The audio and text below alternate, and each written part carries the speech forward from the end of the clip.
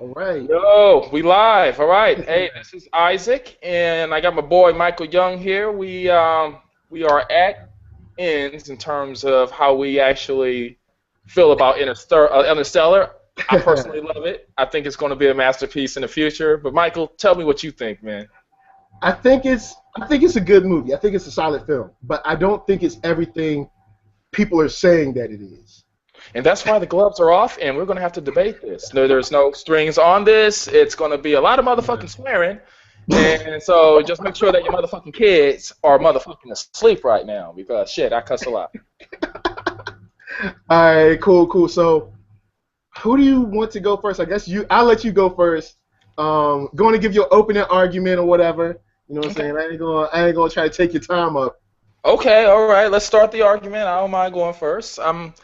Uh, what can I start with the movie? It's in one word, I can say it's ambitious, man. It has a lot of different elements to it that basically you don't really see in movies these days, especially with blockbuster tentpoles. As a matter of fact, Christopher Nolan is really prevalent for actually being a indie director or individual indie director, I should say.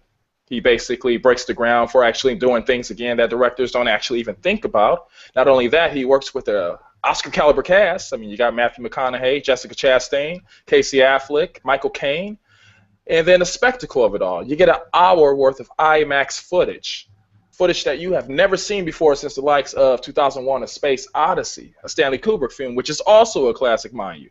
I can get that people are confused by it and swayed by the 71% on Rotten Tomato, but don't actually let that stray you away from actually, knowing that it's a masterpiece. Because at the end of the day, man, it's so ambitious. Not only that, it throws in actual science theory at you. I mean, a lot of sci-fi movies kind of actually drop the ball when we actually get into science territory. So let me hear your argument, bro.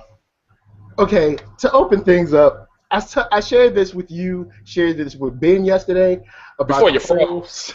Before I froze. Yeah, yeah, everybody. I froze yesterday. I ain't gonna front. My computer was tripping. But I was talking about how everybody loves a good meal. How everybody loves to get their chew on, to enjoy the ambiance and the nice restaurants and the five-star treatment.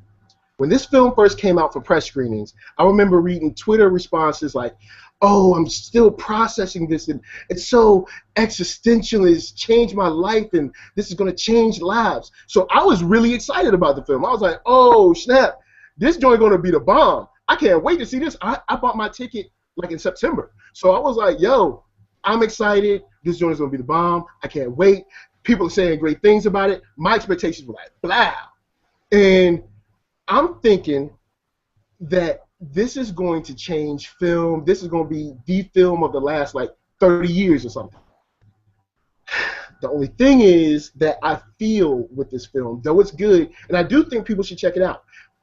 There's some things that I have wrong with it that I'll get into later, but I do think people should check it out. But I feel that the way the hype machine has gone, either from the press or from the Nolan fanboys, or just the regular production P&A machine that the company has to do itself, that I feel like I was sold bacon wrapped filet mignon, but I only got a decent steak.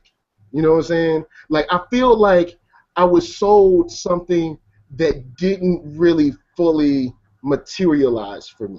And that's why I had to back it down to an 8 instead of what people are trying to give it like a 50 out of 10. Okay. All right. Good argument. Good argument. You kind of fucked up for it, but good argument. Um, and I like to start off by saying I understand that you were hoping for filet mignon, and I Yeah. mean, we were watching the same movie. We got a really good prime steak. I actually end up not giving it a 50 out of 10. I gave it a 9 out of 10 because I'm willing to accept that it has flaws. Every movie got flaws. Even the best damn movies got flaws. Star Wars, Back to the Future, Godfather, Godfather 2. No movie's perfect. It's just that, in actuality, we are film pundits, man. We watch movies for that's like our hobby. So our Yeah. extensive catalog of what we actually see can kind of like cloud our judgments in terms of the beauty that's actually in front of us. Let's use a prime example. Somebody who's not like us, who actually sees 70 to 100 movies a year. They basically are seeing things like this for the first time. these people, like in the general audience, especially in the generations that's currently going to movies, the teenage audience, they're not familiar with like movies like 2001: A Space Odyssey or Godfather Yeah. 2 or Citizen Kane or Ben-Hur. These kind of spectacles are going to be the movies that's going to actually drive the next two generations, 10, 15, 20, 30 years from down the line. People aren't going to even know about 21 Odyssey or Godfather 2 until they make a reboot out of it, because we live in a fast-paced world now. They want spectacle, domestically or internationally. But at the end of the day, you may have not got your filet mignon, but tri-tip, pork greens and collard greens and yams and like a steak. It's okay with me, Michael Young. It's okay with me. And then you got that emotional center in the movie too, which is something Christopher Nolan is not known for. When you get Murr, played by Matthew McConaughey, and Cooper, played by Matthew McConaughey, I should say, and Murr, played by Jessica Chastain, you get that whole entangled father-daughter relationship, which is something you don't really see as much in sci-fi. Usually with sci-fi, you get the cutthroat horror, you get the action beats, you get the comedy, but not that emotional level. You know what I mean?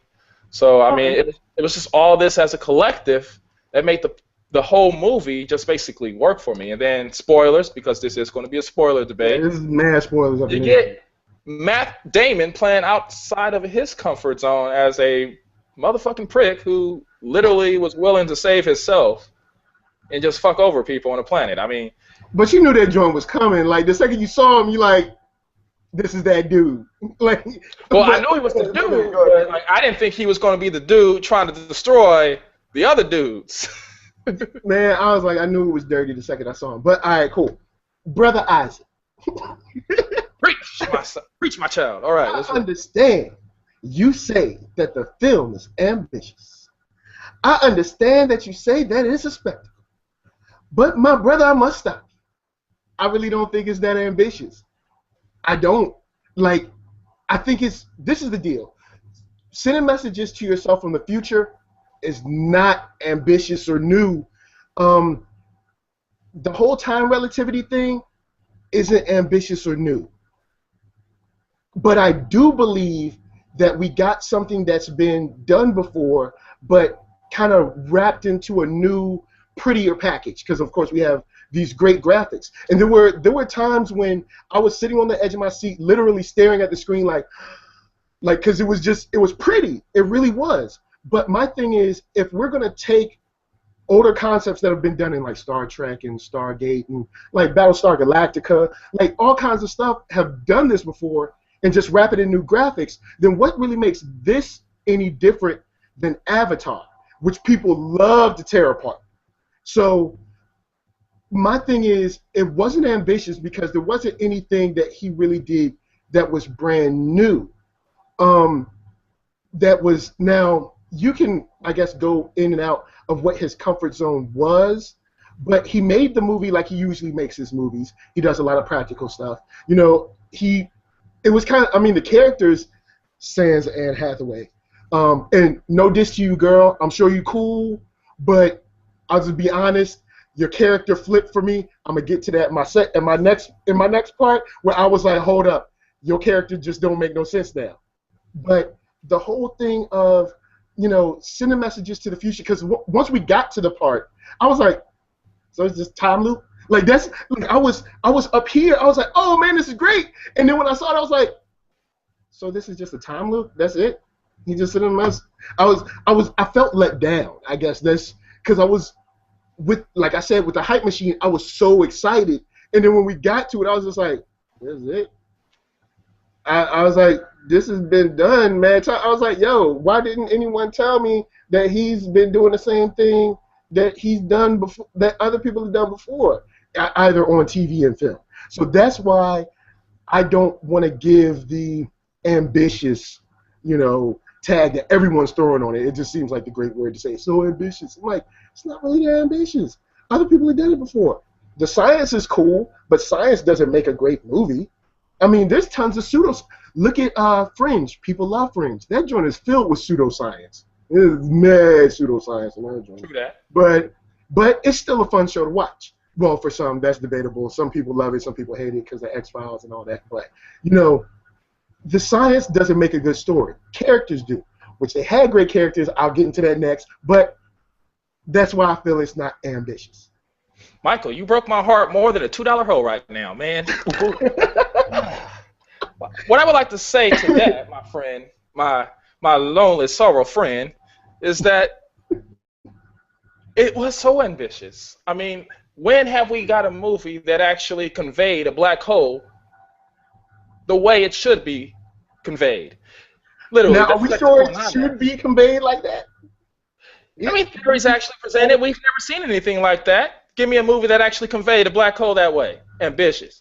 What about a movie basically where the said antagonist does not actually have that specific happy ending of actually meeting his daughter, you know, or coming back to his daughter? He made a promise to his daughter that he will find her and come back.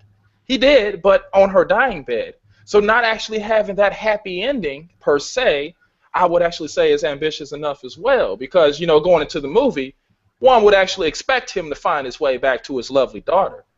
But at the end, when he did, and she was on her dying bed and wanted to be with her, you know, family, her grandchildren, her children, you know, that kind of touched me as well, because the whole movie you were kind of rooting for the main character, Cooper, I should say, to actually be there for his daughter. You know, he was the ghost, and he was always with her. And that's one of the things I loved about the movies. Even though he wasn't there, he was there with her as a ghost. As this overall spectacle, just basically guiding her through life.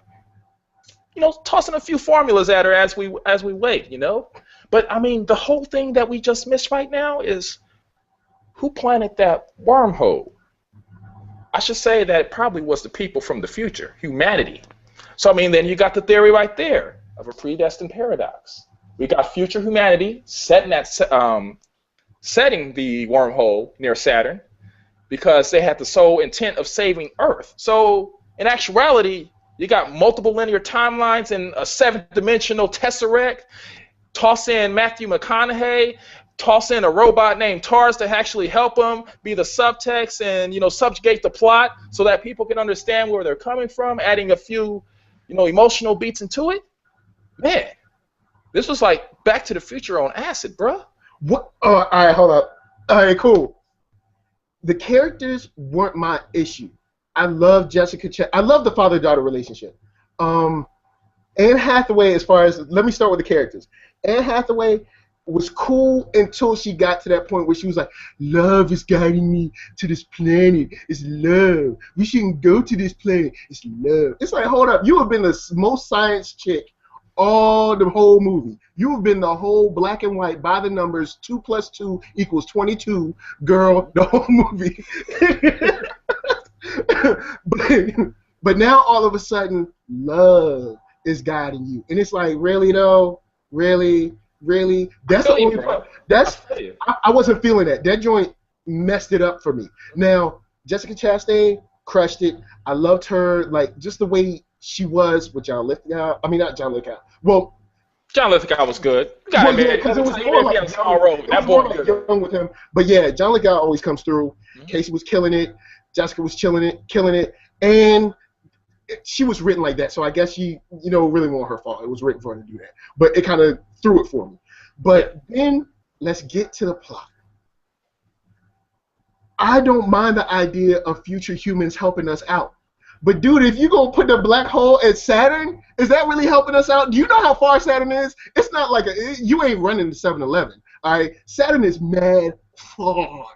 Yeah, if I remember, they had to travel 2 years just to get to it. Yo, you couldn't, like, son, you couldn't send us back like something cool or something closer. That's it. And then why lead us? This kind of goes to another movie, Gothica, when the girl was scaring Holly the whole time, and it's like, yo, why didn't you just tell me in the first place that your dead body was over here? I could have solved the case for you. Don't put a black hole and a whole bunch of like ambiguous stuff where I gotta go to the black hole, search through the black hole. I don't know what's going on. You ain't tell us nothing. Thank you, future people. But then the length, it didn't need to be that long. Bottom line, 2:45 was too long, son. Like, that joint did not need to be no 2:45. I think he could have said that in he probably could have shaved off 30 minutes off that joint. For real. I think he could have shaved off, if not 30, at least 20 minutes off of that. 245 is mad long for a film.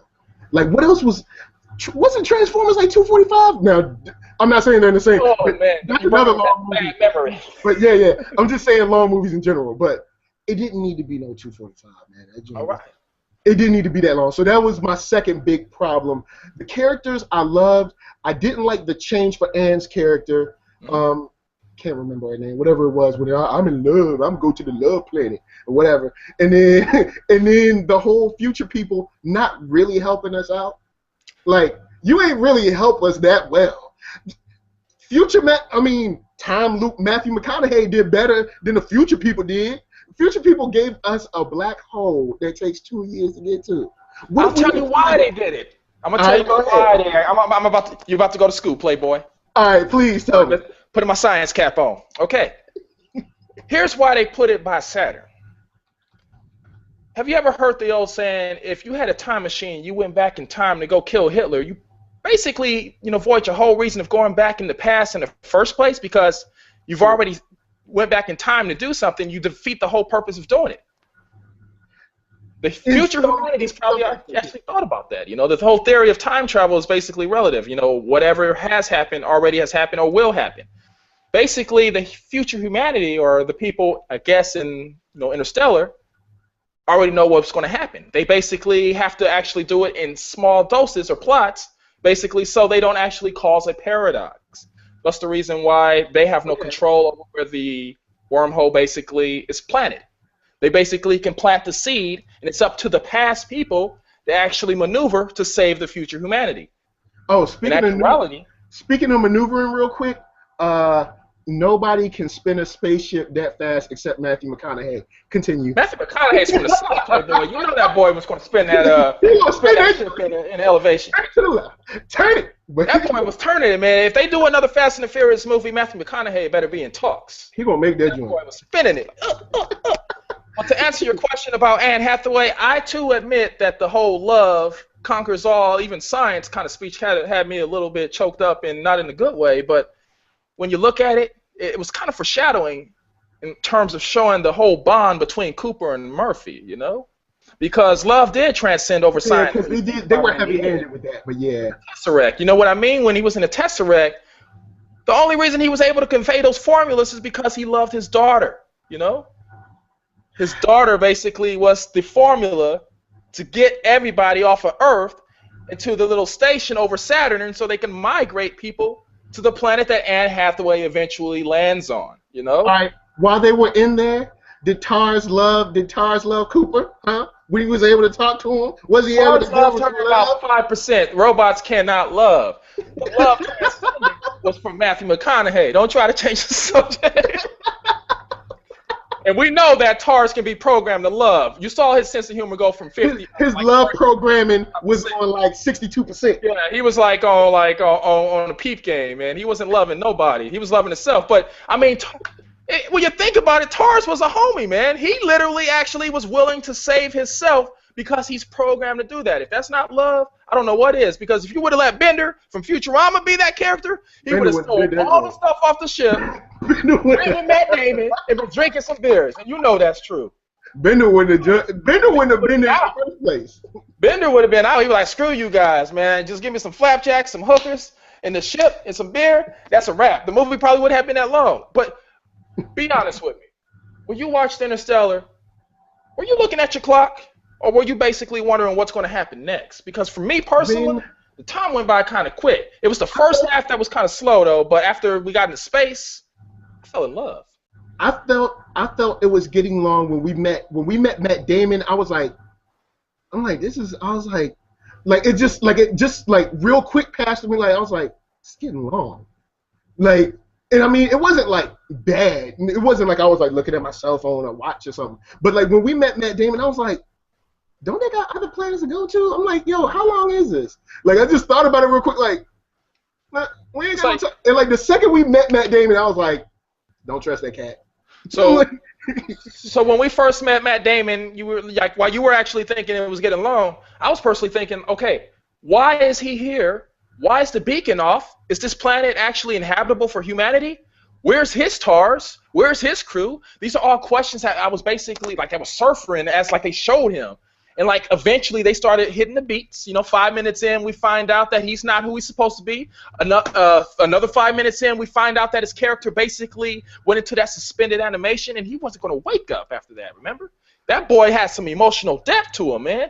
And as soon as he actually headbutted Matthew McConaughey's character, we got that action beat. I was like, it's about to go down. Was that real action beat? They was just rolling around. They were rolling around, but the tension, I mean, it's man, space fighting. like you don't know what to expect the first time around, man. The tension was basically getting me. Yeah, it's space fighting, but it wasn't tension. Like the second he woke up, I was like, don't trust the cat. Don't trust that cat right there. I was like, yo, take me on the mission, because I'd be like, put him back to sleep. I'd be like, no. Don't trust. Yo, when it comes down to it, though, whenever white people sleep for a long time, they cranky. Killing everybody. Right. But But yeah, just think about it though, man. If it wasn't for these little, tidbits and nitpicks that we actually have, yours included, we probably wouldn't even be having this discussion 2 weeks later, man. When was the last time that we actually had a movie that had audiences split? This leaves room for debate, man. I'm not trying to actually say that box office make a difference in terms of a movie being good or bad, because Transformers is shit. But just imagine how many people have seen this movie so far, and how many people is going to be talking about it for weeks, months on end, man. The one thing that I do like about the film as a whole, as far as what it represents, man, people stealing cars outside, boy. But anyway, I like that it represents like something cool and adventurous about science to like a younger generation, because I did feel the adventure. I did. Yeah. The only thing is, like I said, when we got to Matt Damon, I'm like, yo, like how long? Like, don't they got other places to go? I mean, it's not like I said, it's not like you run into the mall. Like, yo, planets is mad far, and you got to deal with this. What was it? The vortex, the little whatever, the tesseract. It's like you got to worry about the gravitational pull. Like, yo, you got things to do. You got to the planet. You saw a dude was asleep. This whole planet is frozen, unless you're in the Antarctica of that planet. But I doubt it, dude. I was like, once we got there, I'd be like, nope, let's roll. It's frozen. His little robot is blown up and beat up and burned and everything. Don't trust it. Let's roll and let's go to the Love Planet or whatever.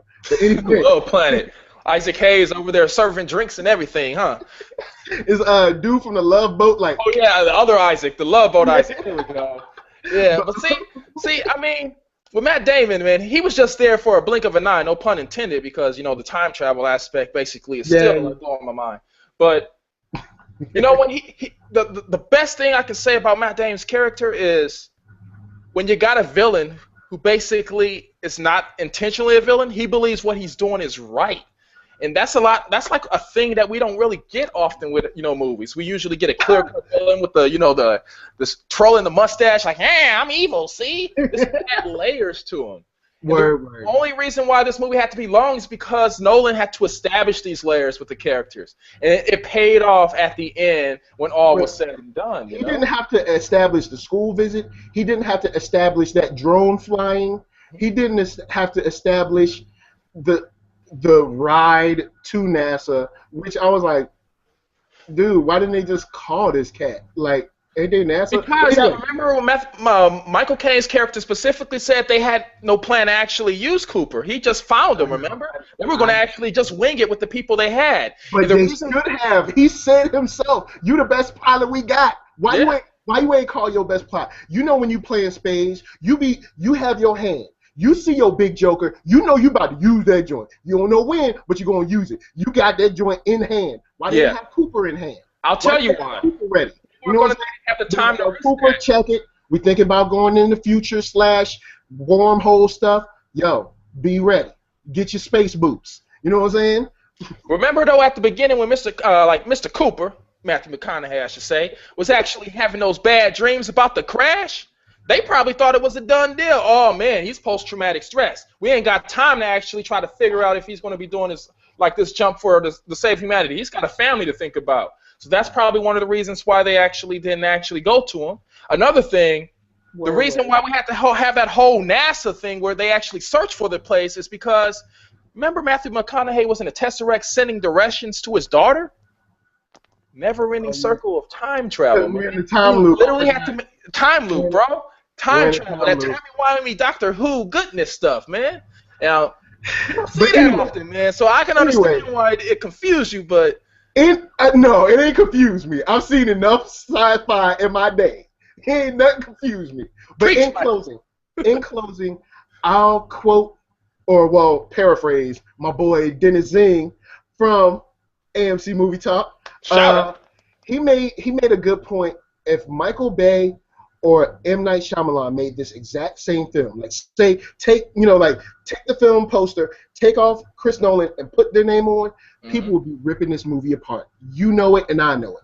But Nolan somehow gets like this critical pass. And it's like even if you bring up something like, hey man, that don't make no sense, people jump on you.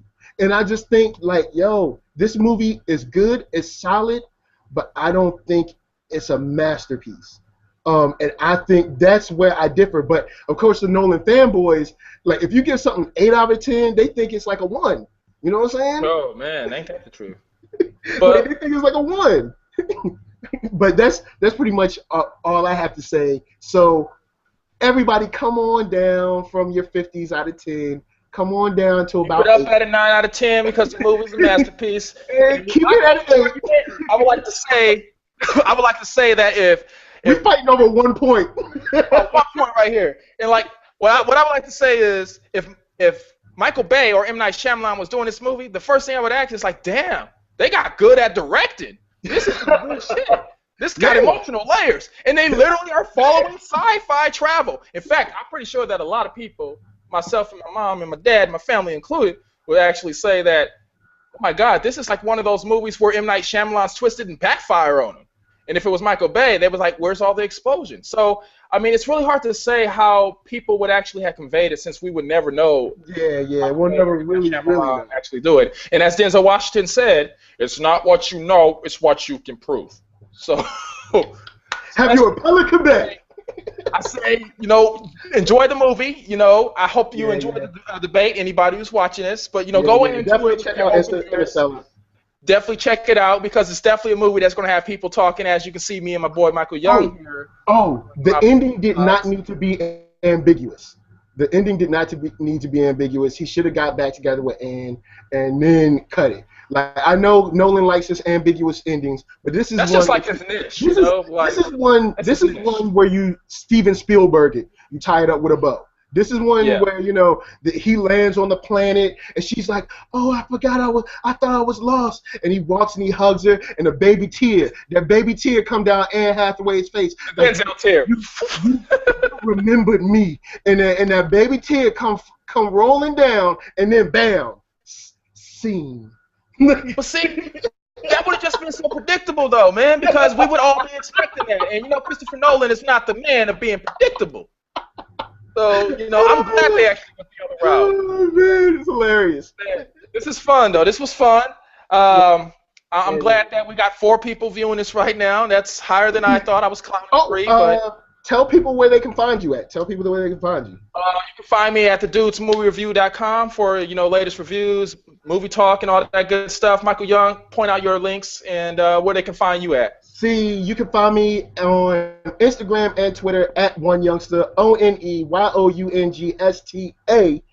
And you can find me, AMC Movie Group just starting fires.